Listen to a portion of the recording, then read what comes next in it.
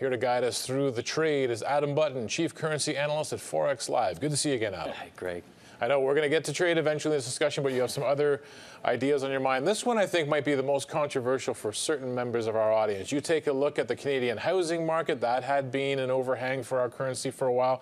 You say it is time to sound the all clear. Yeah, I think regulators, I think government, I think they deserve a pat on the back. I mean, we come on this show and people are here to criticize, but you know, if you look at housing over the last year, they introduced a lot of measures, provincially, federally, and housing took a dip, but this wasn't a bubble that popped. And I think if we look at the last few months of data, it's solid once again.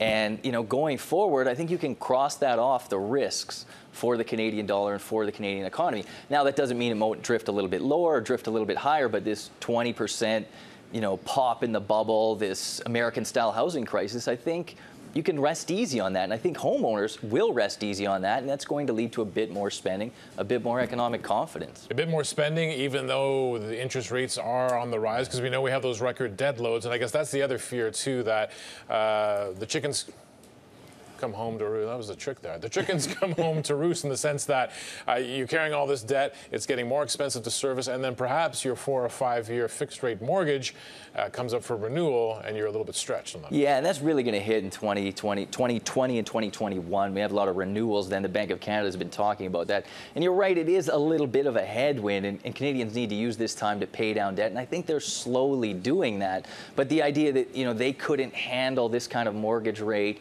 that they'd be really hurting at this point, I think, is not true. Now, it is a long-term headwind. It's going to restrain growth going forward. But in terms of the next year or two, I think the coast is clear in terms of housing. All right, so perhaps currency traders won't be putting on negative bets on our currency based on the state of the housing market. Of course, we have the Bank of Canada. It has been hiking. We're expecting perhaps a little more.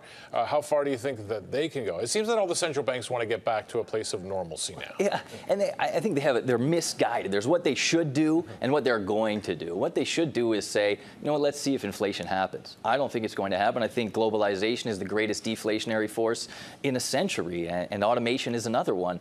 But what they're going to do is hike rates because they want to get some ammunition back in the tank. And it's the wrong thing to do, but I think if you listen to Paul Oz, he's saying, you know what, we want to gradually hike. We kind of want to be like the Fed. We're not going to pre-commit to it.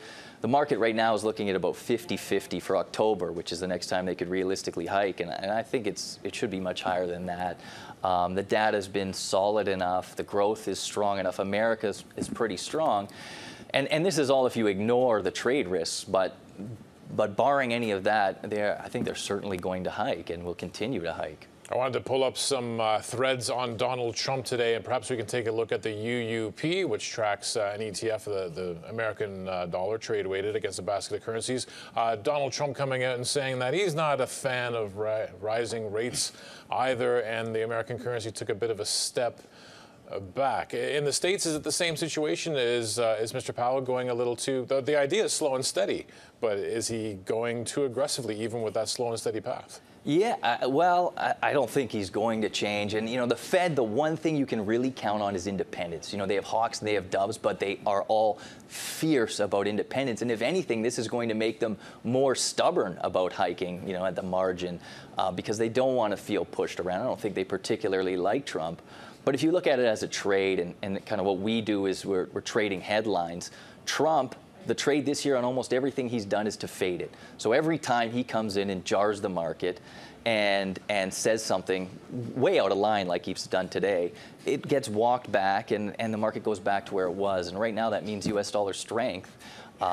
And so that's probably what unfolds over the next couple days as this unwinds. Now, of course, well, first I want to ask you, if you see the storm clouds of housing passing, the Bank of Canada perhaps taking the action it's going to take anyway, whether it should or it should not, what kind of handle do you see on the currency? Is it a 78-cent loonie? Is it an 80-cent loonie? Yeah, I still think it's the other direction because the American dollar side of the trade is so strong. So they're going to keep pushing us down. Yeah, I mean, if you look at America, okay, let's ignore ignore trade. Let's just ignore trade altogether, the risk to Canada, the risk to the U.S., because we don't know what's going to happen there.